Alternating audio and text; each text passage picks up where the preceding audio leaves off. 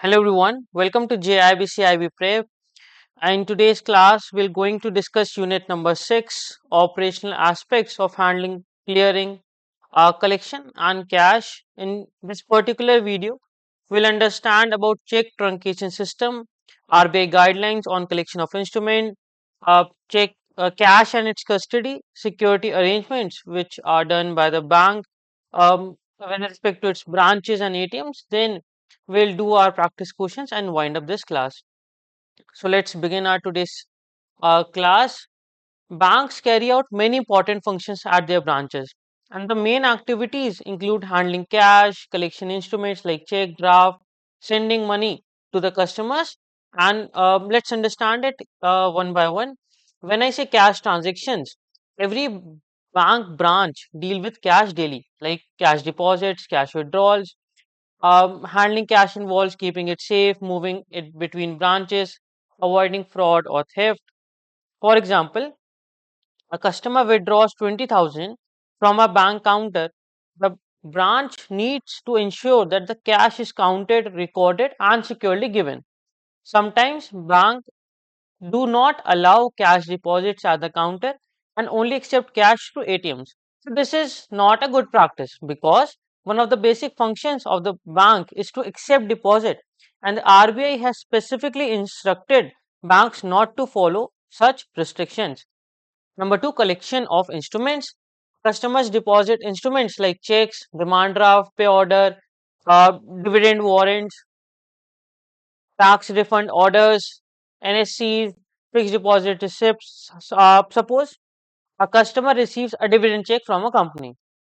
Now, the customer deposit it in his bank account, and the bank will collect the money from the company's bank and credit the customer account.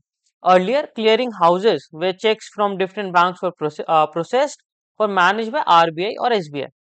Each bank had an account at the nodal branch that managed the clearing. Now, to make check collection faster, speed clearing was introduced using core banking solutions, and this allowed faster processing without physical sending the check to another city. Um, in the front office of a bank, many cash and check transactions happen every day.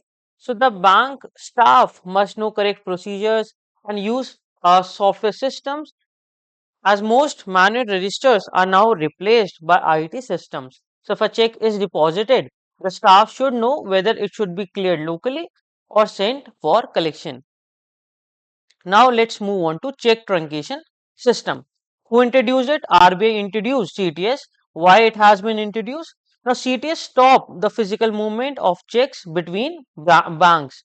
Instead, only the electronic image of the check is sent for clearance. And the system became fully operational in 2008, and MICR based processing was stopped.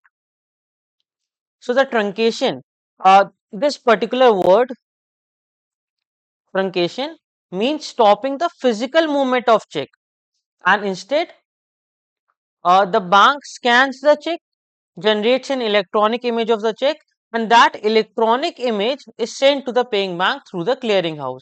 And now suppose you deposited a check. So this particular gentleman, consider him as you. So you deposit a check of, say, sum of rupees 10,000. All right, and this check is from another bank. Instead of sending the paper check to the bank branch, you send the bank sends its scanned copy with necessary details electronically, and this scanned check is now known as, so this scanned check is known as truncated check.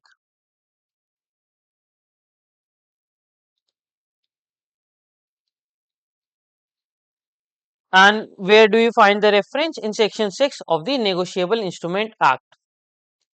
Let's understand the key features of CTS. So in CTS, it's a scanned image of a physical check. Only the electronic image is now transmitted instead of a physical check. Only banks or the clearing house can scan a check. So it's not the drawer, not the drawee. Customer cannot just scan a check and send it. No, it's the responsibility of the bank or the clearing house to scan the check or make it truncated. After scanning, the paper check is not used any further. It is stored and it is not destroyed. Keep that in mind. Scanning happens during the check clearing process. The physical check is stored safely by the bank that scanned it, and digital signatures on the scanned check is added, although it is optional. But for security measures, digital signatures are added. What are the benefits? So, CTS benefits two parties, bank as well as customers.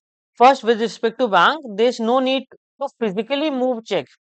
So, it saves time, it saves cost, less manpower and machines are required. So, now there is no MICR encoding. So, therefore, it saves the cost. There is no risk of loss or tampering of check in transit, because now we are we are transmitting the electronic image of the check and not physical check. So there will be no loss during the transit. It's easier to reconcile as image and data travel together. It is centralized and secured processing happens across the locations. So a bank in Delhi, say, receives thousands of check daily, and with CTS they can send all images electronically to the clearing house. This reduces their workload as well as risk. Now, with respect to customers,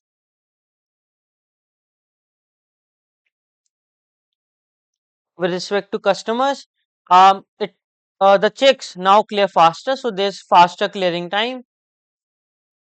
Chances of losing the check has been reduced. There are no geographical limitations now. Uh, the process of CTS is same for local or outstation checks, and there are no extra charges for clearing outstation checks in the same CTS grid. Earlier, say, depositing a check from Mumbai in Delhi would take 3 to 4 days to clear. Now with CTS, it gets cleared in one day without any extra charges. So there are no extra charges to it. Approach to CTS, the check truncation system, we all know it. It means checks are cleared electronically. Why am I emphasizing it again and again? Because it's quite important for you to understand this term truncation. Until and unless you don't understand what happens in this process, you will not, you know, able to digest whatever we are talking about. So check truncation system means checks are cleared electronically. Only scanned images and data are sent and not the physical check. And in India, this CTS is divided into three zones called grids. And there are three grids: northern grid, western grid, and southern grid. Now, northern grid is headquartered at Delhi, western grid at Mumbai, and southern grid at Chennai. It's important from your exam point of view. Each grid has a clearing house which handles check processing for cities in that region. And who can participate in CTS? So there are three type of members. There are three types of participants actually. So number one are member banks. They are directly part of the clearing house. Number two, sub-member banks. They participate, but they participate through a member bank. And then there are indirect members. They go through a member bank, but have a separate settlement account. So if a small bank in Punjab is not a direct member of a clearing house in Delhi, it can send checks through a bigger house, say like SBI, acting as its member. How it works? Bank scans the check, create a digital file with check image and MICR data. This file is sent to the clearinghouse using clearinghouse interface, or DEM, which stands for data exchange module. Only checks drawn within the same grid are treated as local checks, and they are cleared on T+1 basis, that is next working day. So a check from Jaipur, Rajasthan deposited in Delhi will be cleared next day as both fall in the northern grid. And where these checks are scanned, so bank can choose centralized methods, one location scan for all branches, distributed method, each branch scans, or hybrid mix of both depending on technology and geography. Now let's understand the CTS process flow. So firstly, there is a presenting bank. So this is the bank where check is deposited. So this is a bank where check is deposited. It scans the check and capture data from the MICR band. It consolidates all data city-wise, then send it to the clearinghouse. So if you deposit a check in an HDFC Bank branch in Surat, so HDFC Bank will scan it and send it to the Mumbai clearinghouse, the Western Grade. Then there is presentation clearing. The clearinghouse receives data from all banks, calculates how much each bank has to pay or receive. It sends check, image, and data to the paying bank, the bank on which check is drawn. Then number third, there is paying bank. This is the bank where check issuer holds an account. It checks the image, processes payment, and send back a file listing checks that are unpaid if there is any. Then we have return clearing. If the check bounces, say due to insufficient funds, that info is sent back through a return clearing session. This happens the next day of the original presentation.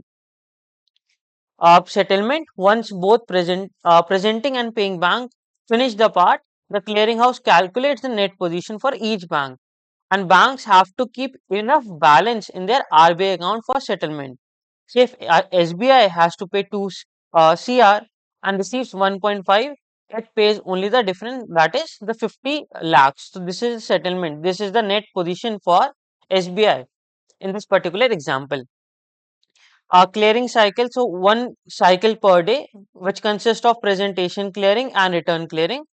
This cycle is complete when both these sessions are completed, are done.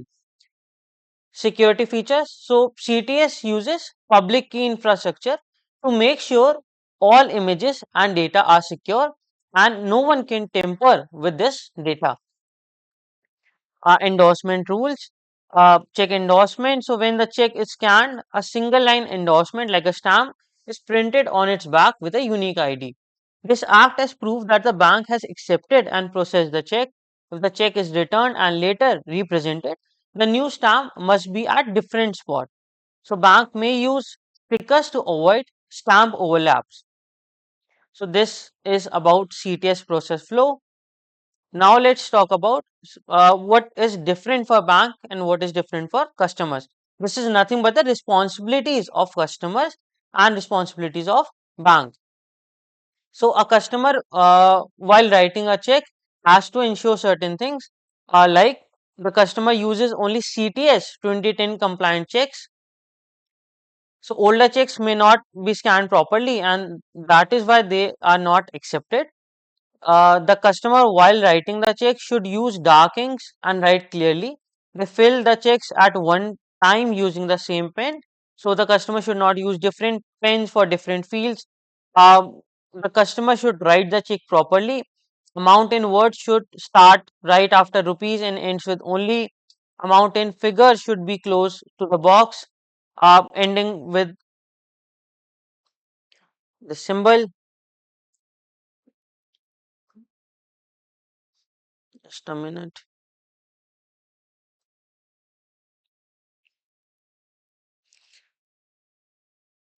So it should end with this. And strike off any unused space. The customer should sign neatly in the signature box. There should not be any type of overwriting or corrections, and they should not write in the on the MICR band, the bottom band. They should avoid writing on it. So this is used for data reading, and writing here may reject the check.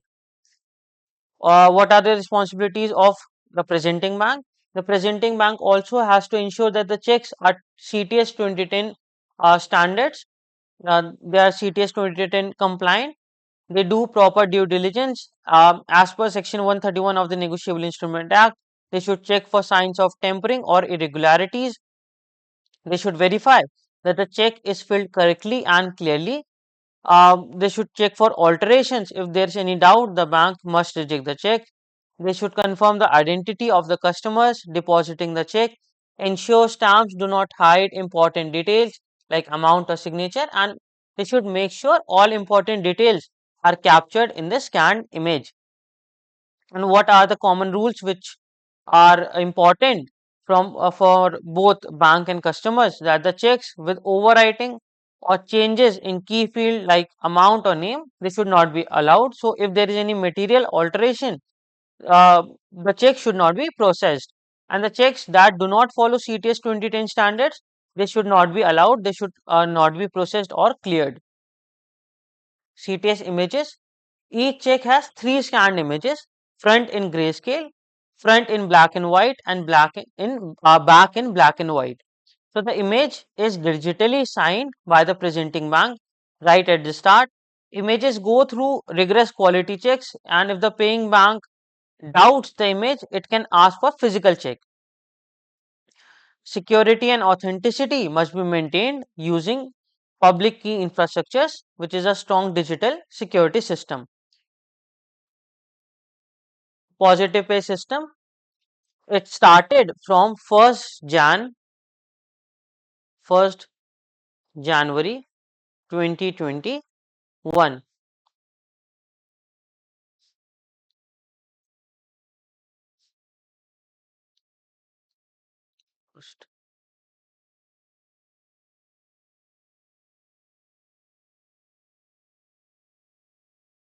Okay, so it started from 1st January 2021, introduced by RBI for extra safety for high value checks. And how does it works? The person issuing the check shares check details like amount, pay name electronically via SMS, app, internet, or uh, internet banking with the bank. These details are matched with the actual check, and if there's any mismatch, CTS flags it and the check may be stopped. It is recommended for checks of 50,000 and above, and it is mandatory by banks for checks above 5 lakhs. For 5 lakhs and above, it is mandatory. Only compliant checks are eligible for dispute resolution, and banks must educate customers through SMS, branch display, website, and internet banking. What are RBI guidelines on collection of instruments? Let's understand this. So earlier RBI fixed rules for check collection, like how quickly bank must clear local outstation checks, when to give immediate credit, and how to compensate if there is any delay. But now RBI has removed these fixed rules, and it is on the bank's discretion to create their own check collection policy. So each bank's check collection policy should include immediate credit for local and outstation checks. For example, if I deposited a check of 10,000 from another city, will the bank credit it immediately or wait for clearance? So it should be mentioned in the policy. The time frame for collection, how many days will the bank take to clear a check from my city or another city? Interest for delay. So if it takes more than the time promised, what interest will bank pay to me? So these should be covered in the policy. And what banks must ensure in their check collection policy, that it should be clear and transparent. It should aim to reduce the time taken to clear the checks. It should protect the interest of small depositors. It should make sure that the policy matches with their deposit rules. If delay happens, interest should be paid automatically. The customer should not ask for the interest, but the bank will pay it automatically. And if no specific rate is mentioned, then the bank should pay savings bank account interest rate for the delay. Collection for account pay checks. So RBI says account pay checks must be credited only to the named person's account. This is to follow the law under Negotiable Instrument Act 1881, Section 131, to avoid fraud or mistakes and keep the banking system trustworthy. So if a check says pay to Ravi Kumar account, pay only, bank cannot credit this check to anyone else's account even if requested. And if pay wants to deposit it elsewhere, then the bank should ask for a new check or ask the drawer to cancel the account pay instructions. Now there are some special cases. Some members can deposit such checks through sponsor banks only if they give written confirmation that the money will go to the correct payee. And checks of cooperative societies up to 50,000 can be collected in the society's account if the payee is a member of society, and society gives a written promise that our money will go only to the member's account. And the same rules apply for draft pay order and banker's check. What is the validity of the check? So earlier these are valid for 6 months, but from 1st April 2012, from 1st April 2012, the validity has been reduced to 3 months. So now the validity is 3 months. What about loss of check in transit or at bank? Sometimes checks get lost during transport or processing. RBI has laid down rules to protect customers. There are some guidelines, like the bank should inform the customer immediately so they can ask the drawer to stop payment and avoid issue. If say my check of 50,000 is lost, the bank should call me so I can alert the person who gave me the check. The bank will be responsible for the loss and not the customer, and that is why bank must reimburse expenses for any duplicate check charges and pay interest for delay. If check was lost at the paying bank, the bank that was collecting the check can recover the loss from the paying bank. Bill for collection. If a bill here means bill of exchange, needs to be collected through another bank, it should be sent directly from the sending office to the receiving bank's office and not via another branch. Interest for delay in bill collection. If a bank takes too long to collect a bill, it must pay extra interest to the customer. And what interest will it pay? 2% above the savings bank interest rate. So if the savings bank interest rate is 2.75%, then the bank will pay 4.75%. Now, how this delay period is calculated? So, what is normal time? Normal time is 2 days for each of the process, 2 days to dispatch to send the bill, 2 days to present the bill, 2 days to send money back, and 2 days to credit it. So, if there is any delay beyond this period, beyond this time, then it is bank's fault and the bank must pay interest. If the delay was caused by another bank, the customer's bank can recover that amount from that bank. Cash and its custody. So, as a general rule, the main cash and coins of the branch must be kept inside this strong room. And this cash is kept under joint control of two people, usually the head cashier and the branch manager. If the branch has a currency chest, it is also under the joint charge of two authorized officers. Just like a bank locker needs two keys, one with you and one with the bank, cash storage also requires two people to open it. And only the cashier or teller is allowed to take money directly from the customers. Proper signboards in Hindi, English, and local languages must be put in saying please hand over the cash only to the cashier and no other employee. Note counting machine should be available at tellers' counters to avoid mistake and for customer satisfaction. Strong room and safe. The strong room or safe can only be opened when both the head cashier and the manager are present. Inside the strong room, there may be several boxes or containers. All of these must be under joint custody except one small box used by the cashier during the day, which can have a single lock. Bank's cash balance. So most of the bank's cash is inside the strong room under joint control. A small portion called cashier's hand balance is kept outside for the daily use. Only the required amount is taken out in the morning and it is kept with the cashier. Notes of 100 or above, they are counted personally by the supervising officer. For other notes, the clip system is used. A few notes on the top of each bundle are clipped and counted. Another staff member counts the rest, and the officer checks the total using the clip notes. For example, if there are 100 notes in a bundle, 5 are clipped on top. The officer checks these 5 while another employee counts the remaining 95. And notes are sorted into three types: Number one is issuable. These are clean notes. Then soil notes, which are dirty or old notes. And then there are mutilated notes, which are torn or damaged notes. And at the end of the day, officer checks if the cash balance matches with the cash book. He also checks the loose notes and loose packets with the cashier and signs the cash book.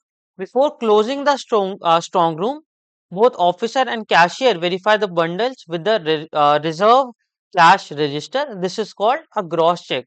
And once a week, a surprise check of the entire cash of the branch is done and it is recorded. How do we deal with cash shortage or um, excess of cash? So how errors are tracked? So each deposit slip or withdrawal slips records the denomination wise number of the notes. These details are also entered in the cash register and the branch cash balance book. This system helps trace where the mistake happens if cash is short or cash is extra. And if there are any shortages, then the amount is recovered the same day from the cashier or staff responsible for it. If recovery is not possible immediately, the amount is put in a suspense account and a report is sent to the head office. And the staff signs the voucher as confirmation. Now, what happens if there is extra cash? So, this extra amount is credited to sundry deposit account on the same day. If a customer later complains that he got less cash or he gave more cash, then the bank agrees after checking, and then the bank will pay or adjust using sundry deposit accounts. So, for example, if rupees 500 extra is found in the drawer, it goes to this separate account, sundry deposit account. And if a customer says he gave 5 extra by mistake, then the bank will verify. And if it is verified, then the bank can return that amount to that particular customer. Cash remittance, how cash is sent between our branches. So when we say remit means you are sending from one place to another. Cash remit, you are sending cash from one place to another. So only authorized employees should be given the job of transferring cash. Night journeys or stopping midway, they should not be allowed. Cash should be sent in a van provided by the bank, and the cash box must be changed and locked securely inside the van. A proper register must be maintained showing cash sent and received between the branches. Cash replenishment at ATMs. To ensure that the customer never face a no cash situation at ATMs, banks must refill cash regularly, but this has to be done carefully and securely. So every bank follows its own cash filling policy and security steps. The staff who handle cash, they are thoroughly verified and their photos and fingerprints are recorded. Cash is loaded in the ATMs called a bin filing in the presence of at least two people to ensure safety and avoid mistakes. And after filing, a user report is prepared. The log of when ATM was opened and it is saved. A receipt showing cash balance is printed. And if there is any cash shortage, it is investigated by checking the ATM machine report and server data. Now, a center team keeps track of the cash balance in ATMs and compares with the record. One thing which has to be ensured that there is insurance cover for cash inside ATM and cash in transit. And if a bank hires another company to manage ATM cash, if the bank outsource it, the company pick up cash from designated bank branches. The reconciliation, that is matching of the transactions between the bank and company, must be done within 3 working days. So it is T plus 3. And if any dispute arises, ATM CCTV footage can be used to resolve the dispute. Insurance. Bank insures cash to protect against theft or loss. All cash in transit being carried to or from the ATM is insured under a blanket insurance policy. There is a maximum limit per trip, and that maximum limit should not be exceeded at any cost. Cash inside the bank safe or on counter should always stay within insured limits. If the branch has more cash than insured, then it's risky, so extra care must be taken. Custody of keys. It is important keys in the branch like keys of safe, locker, cash drawers, and they must be handled with extreme care. All original and duplicate keys are recorded in a key register along with who holds them. The main keys must never leave the person assigned to them except when they are ill or unavailable. And if unauthorized people have earlier used any safe, then the locks must be changed. If key is damaged or worn out, the bank must be informed and a new lock should be ordered. No unauthorized duplicate keys or lock repairs should be done without the head office permission. And if any repair work is taken under, then it must be done under the supervision of the branch manager and cash officer. And whenever a lock is changed, it must be noted in the key registrar. Duplicate keys. Duplicate keys of safes, lockers, and cupboards. They are stored securely using some steps like officials will seal their duplicate keys in strong cloth lined envelope. These sealed packets are kept in a box, a wooden box or a metal box, which is wrapped in waterproof cloth. This box is stored at another branch, either of the same or another bank. The instructions for safekeeping, they are signed by the managers and cashiers. The branch holding the box also receives a letter with the delivery instructions, which should be signed by all key holding officials. Duplicate keys are checked and they are rotated once a year. If the original keys cannot be handed over, only then duplicate keys will be used, and uh, the duplicate keys should be returned and must be reported to the head office. Let's talk about the security measures at bank branches and ATMs. Banks handle public money, so they may face security risk like theft, robbery, fire, fraud. ATMs too are vulnerable. They can be broken open or card data can be stolen using skimming devices. And to protect people and property, bank must follow some safety guidelines. Let's start with location and layout. So branches should be located in safe area. Bank should not be opened in a say crime prone area. Police should be consulted before choosing a location. Bank should note the proximity to a police station, and a working phone line must banks must have. The branch layout should allow security visibility. For example, the manager's cabin should be near the entrance to watch people coming. Cash counters should be far from main entrance, and the safe rooms, the strong rooms, they should be hidden from the public. Protective fittings, so shutter gates and collapsible gates with chains should be at the entrance to control the access. Grills should be fitted on windows and ventilators. Gun cabinets should be locked. Cash cage should be made of strong grills and they should have automatic locks. The weak points like air ducts, sky lightning, they must be covered with steel or reinforced cement concrete. Electronic gadgets. So all branches and ATMs must have electronic gadgets like CCTV cameras, electronic locks, emergency alarms, hotlines to police, motion sensors, and emergency lights and sirens must always work. Fire safety branches should ideally have two entrances for emergency exits. Fire extinguishers must be placed properly and refilled regularly. Banks should install smoke detectors and alarms, and fire drills must be conducted to train the staff. Security guards, the number and types of guards should depend on the risk level of the area. So, currency chest branch should always have two armed guards during working hours and one armed guard around the clock. Even at night, that one security guard with a working gun should be there, one armed guard should be there, and the guard's background must be checked thoroughly, especially uh, if he's an ex-serviceman or not.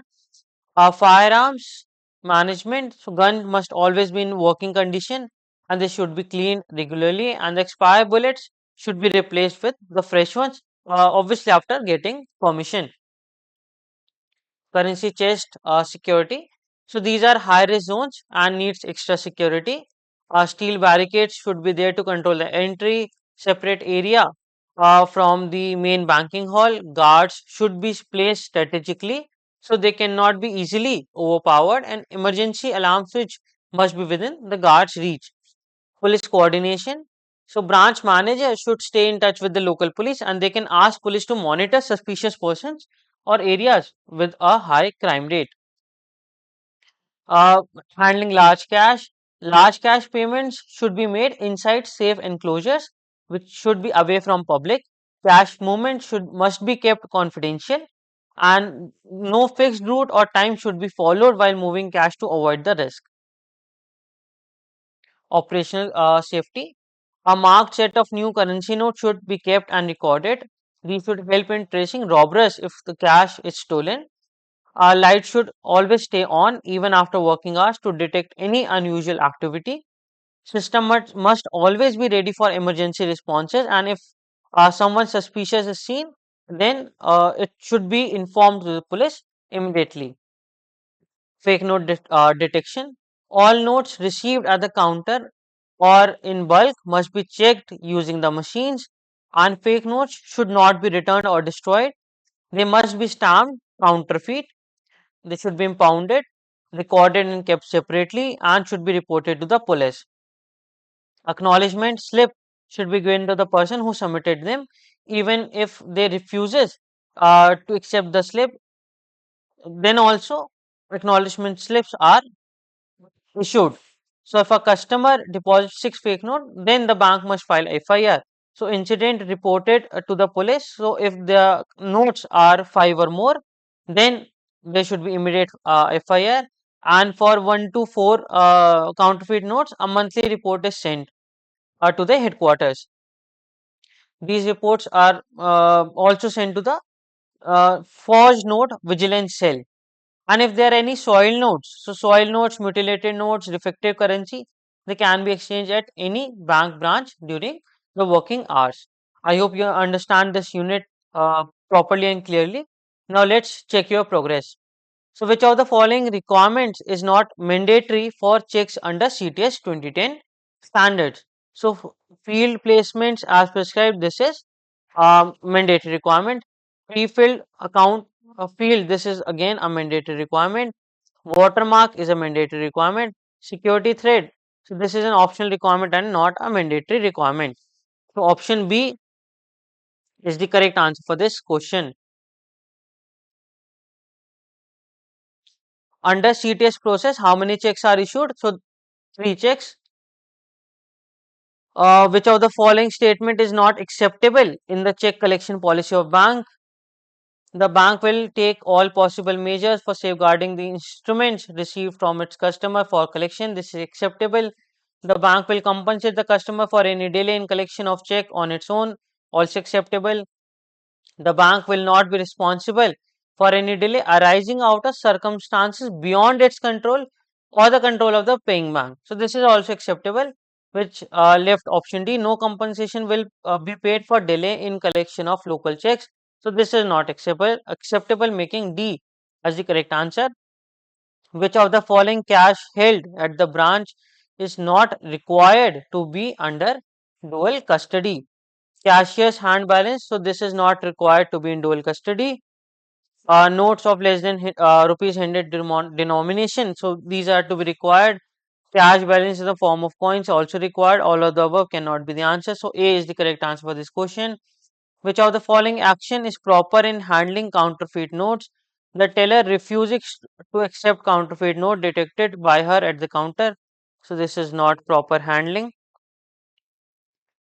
During checking of bulk cash of a customer, counterfeit note is detected. The customer comes and replaces it with a genuine note and is given back the counterfeit note. No, we never give back the counterfeit note. So this is also not accepted. The teller detects a counterfeit note at the counter, keeps it against receipt given to the customer. The note is destroyed by the head cashier. The notes should not never to be returned or destroyed. The counterfeit note detected at the counter is impounded by the teller and brands it with counterfeit stamp. So this is the proper handling, making this as the correct option for this question. Now let's move on to additional questions. Which of the following statement about the check truncation system are correct? CTS was introduced by RBI on February 1st, 2008. It becomes operational on uh, 2008. So correct. Truncation involves the movement of physical check to the paying bank for clearance. No, this is incorrect. Truncation does not involve the physical movement. It actually stops the physical movement. The drawer or holder of a check can truncate, so no, drawer or holder cannot truncate. The electronic image of a truncated check substitutes the physical check after truncation, correct. And after truncation, the paper check is destroyed. No, it is not destroyed. So, which of the following are correct? Only 1 and 4 are correct, making D as the correct answer for this question. Which of the following statements about the check truncation system is all correct? CTS operates on a grid basis, three grids, northern, western, southern, clearinghouse at Delhi, Mumbai, Chennai. This statement is true. Checks drawn on branches outside the grid are cleared on T plus 3 basis. Uh, no, this is not correct. Uh, Indirect members can participate by submitting data and images through a member bank but will maintain a separate settlement account. So yes, indirect members can participate and will maintain separate accounts. So 1 and 3 are correct, making option B as the correct answer. Which of the following statement about the CTS process follow is or are correct? Only CTS 2010 compliant instruments can be presented for clearing through CTS. This statement is correct. The paying bank processes payment on the same day after receiving the image and data for clearinghouse. This statement is also correct. The return clearing session is processed by the paying bank directly without the involvement of clearinghouse. No, this is not correct. Banks must maintain sufficient balance to their current account with RBI to meet their daily settlement obligations. This statement is also correct. Stickers are used to cover the previous endorsement when a return instrument is presented to avoid smudging. This statement is also correct. So 1, 2, 4 and 5 are correct. Uh, this should be 1, 2, 4 and 5.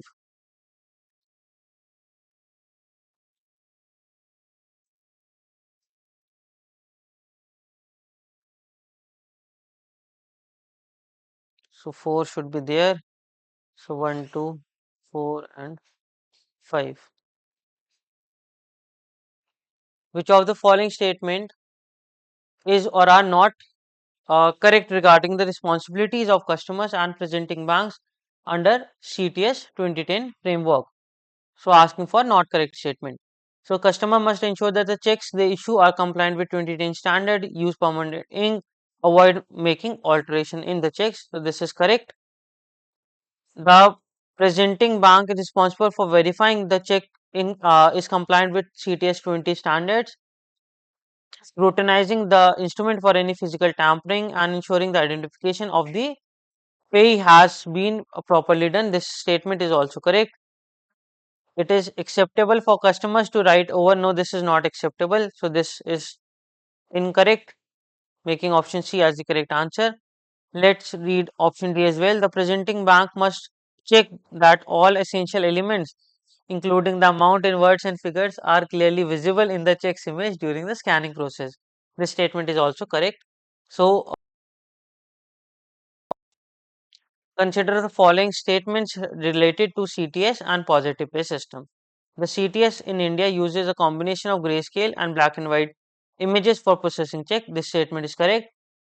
The paying bank has the authority to reject an image if it does not meet the required quality specification and demand a physical check. This statement is also correct. The positive pay system is only mandated for checks of value above 1 lakh. No, this is 5 lakh. So this statement is not correct. The public key infrastructure ensures the security, integrity, non-repudiation and authenticity of data and images during CTS cycle. This statement is correct. Banks are required to inform customer about PPS facility through SMS alert, website, display in branch, ATM, internet banking. This is all statement is also correct. The positive pay system requires customer to submit a list of check details such as amount, beneficiary name, check date via any electronic channel including mobile app and internet banking. This statement is also correct. So 1, 2, 4, 5 and 6 are correct. So here all statements are correct except statement 3. This should be D and not B. So 1 is correct, 2 is correct, 4 is correct, 5 is correct and 6 is correct. So all statements are correct except C. So D should be the answer.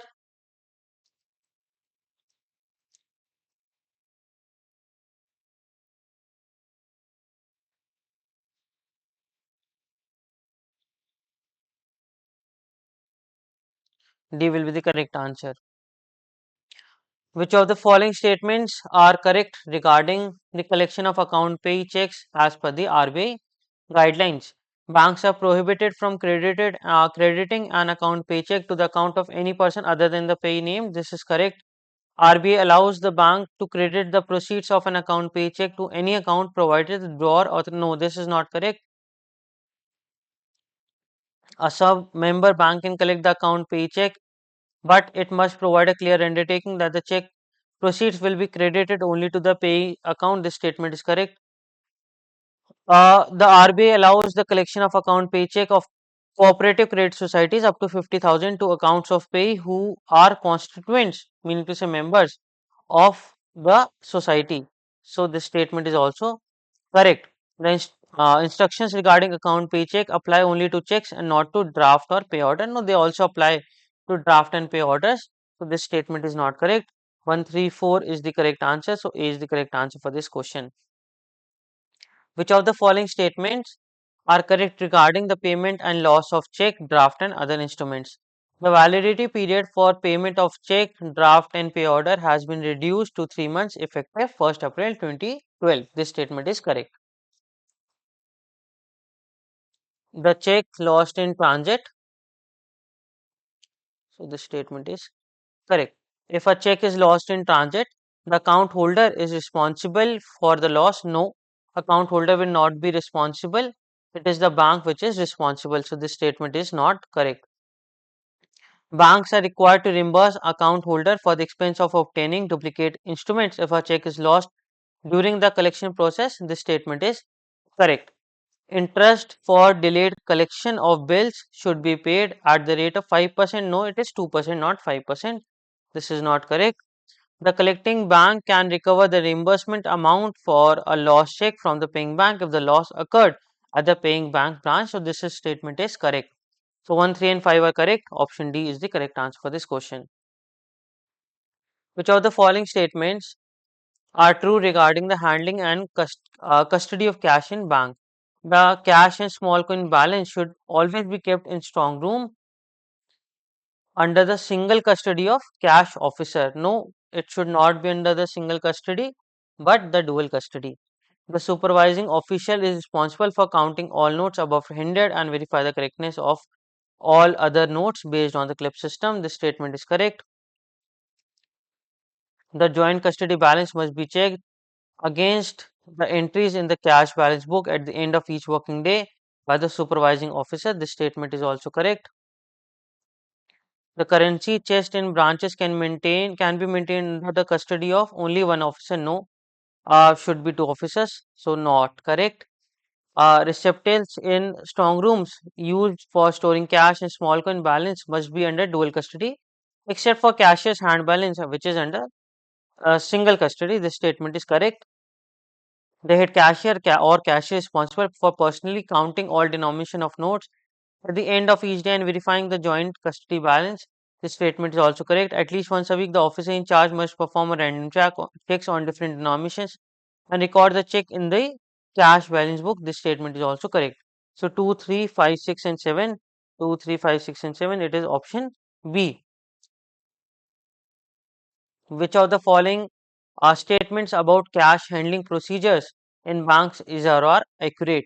If there is an excess of cash in the cash balance, it should be credited to suspense account until further uh, investigation. It is sundry deposit account and not the suspense account. So making this statement incorrect. In the event of cash shortage that cannot be rectified with the customer, the amount should be recovered from the cash officer or Had cashier on the same day and documented with the signature. So this statement is correct. Cash replenishment in ATMs follow strict policies, with any discrepancies investigated through centralized monitoring system and service report. So this statement is also correct. Cash in transit along with cash held in the safe or on the counter is covered by bank's blanket insurance policy, but care should be taken to ensure the maximum insured policy for any one carriage is not exceeded. So this statement is also correct. So 2, 3 and 4, option A is the correct.